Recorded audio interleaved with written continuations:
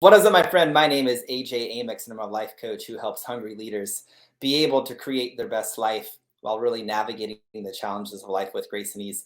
And in this video, I want to react to the UFC 286 embedded number 3 video. So let's get into it because I'm super excited for this video. Do you ever And think, it's been fun. what if your mum didn't point you in the direction of that gym? Do you ever think about that? Yeah, all the time. Just of what my friends had happened, like prison, death. What a great question by the interviewer. Have you ever considered that? Like, great question. Where would you be if the certain people that you've met up into this very moment in your life weren't there? They didn't say the things they said. They didn't show up the way they showed up, for better or worse, for empowering and disempowering. Like, how may your life be differently? It's a very great question by the interviewer. Very good. I love it. How'd the glove smell, Leon? That looks great. Oh, good. One of the things, and I've said this whole series, and I just can't stop saying it. When I see Leon Edwards, when I feel into his way of being, and maybe that's weird to even say, it just feels like he's just happy to be here. Almost like I can't believe it. Unlike Kamaru Usman, who's like, I'm the motherfucking champ. Of course I'm going to be here.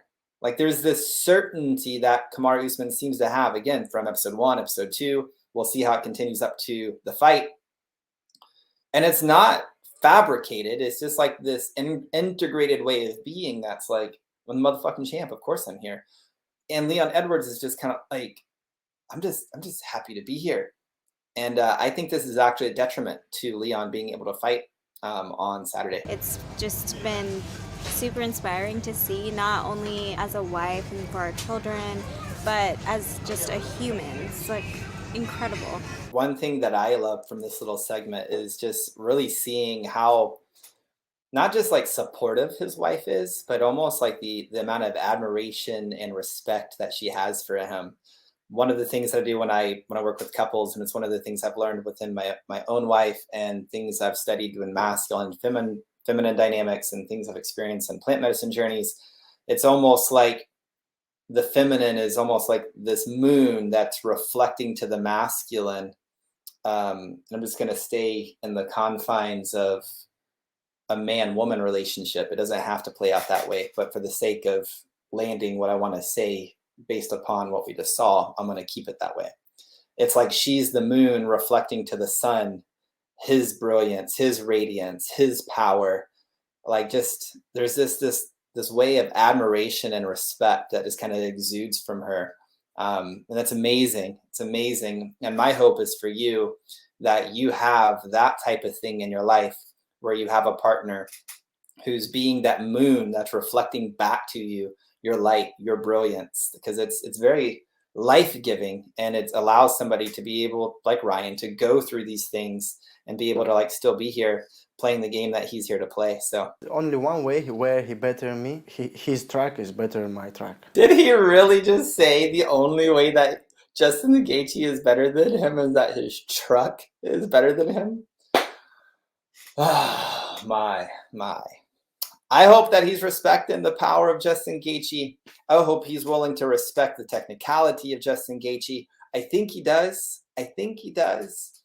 Maybe it's just more of his playful nature that's coming out here, just having a good time with the interviewers. I don't know. Maybe it's a little bit of mental warfare coming into Justin Gaethje. Honestly, you just have to be emotionless. You know, any emotion causes a thought causes a pause in action.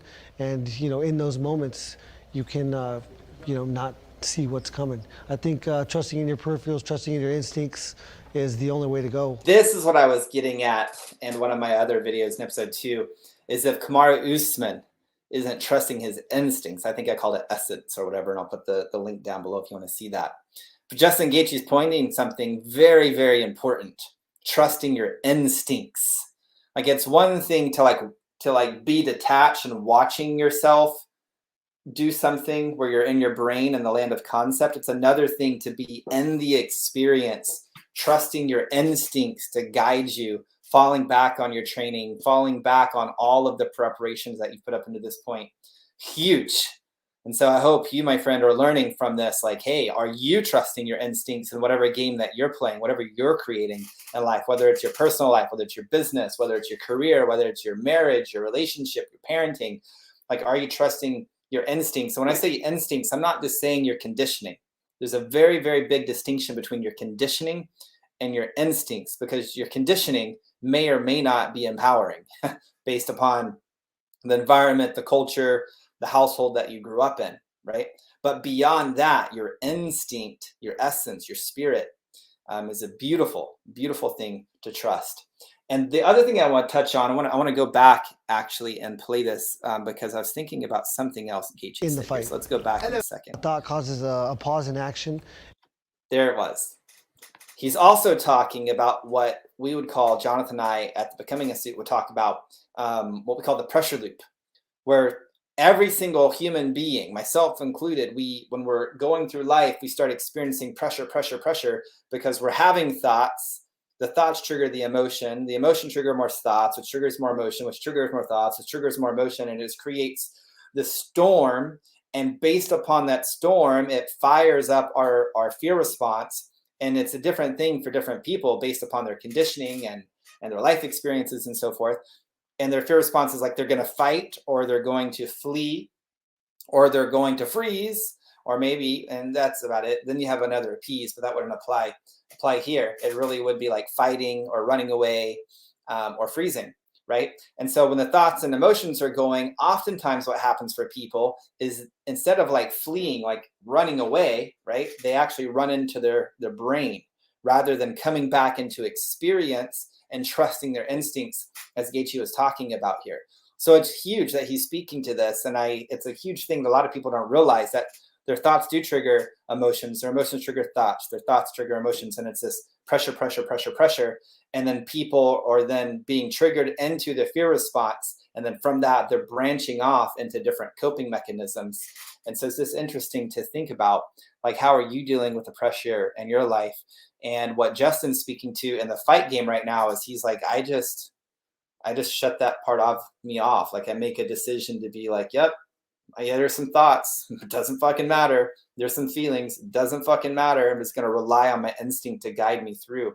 Very interesting mindset for Justin Gaethje here. He's speaking from an ordinary perspective. He's around ordinary people who've done ordinary things, and they think ordinary. But I'm not ordinary. I'm extraordinary. And so, all right. So here's what I'm picking up on here. I don't believe Kamaru Usman here. He's talking about the interview is asking him, at least what I'm understanding, like, hey, how's the knockout impact you? How's you're fighting? And he's like, oh, I'm extraordinary. I think these are just words that Kamaru Usman tells himself. I don't really think, I don't think there's a homeness in it. Like, I think I'm not saying it's a bad thing. I think he's like talking himself into that way of being, like doing his best to talk his way into that way of being. And this is one thing, I haven't talked about this publicly before because I just started doing these fights, breakdowns, like, or whatever we call this, reaction videos, right? Is earlier in Kamaru Usman's career, he was winning, but it was almost like he was talking himself into where he was going rather than like being about it. Like, just his way, I'm talking about way of being here, right? And so what I'm perceiving, and again, it could be my projection, I'm open to that, but what I'm perceiving of Kamaru Usman here is when I look into his eyes, I'm just like trying it on, I don't believe him. I just think it's just words for the sake of words. It's just motivation for the sake of motivation. It feels March empty. 18th, I get to go prove that to myself, and I get to prove that to him as well. Now, the prove to himself, that feels fucking real. It's first time I'm fighting in London, and I heard a lot of things about. So this guy's coming to fight Martin Vettori, and this is, I think, going to be a great fight. Like, Martin's coming to bring the fight. I really feel like this guy's way of being is coming to bring the fight as well. I think this is going to be a fantastic Crowd fight. here.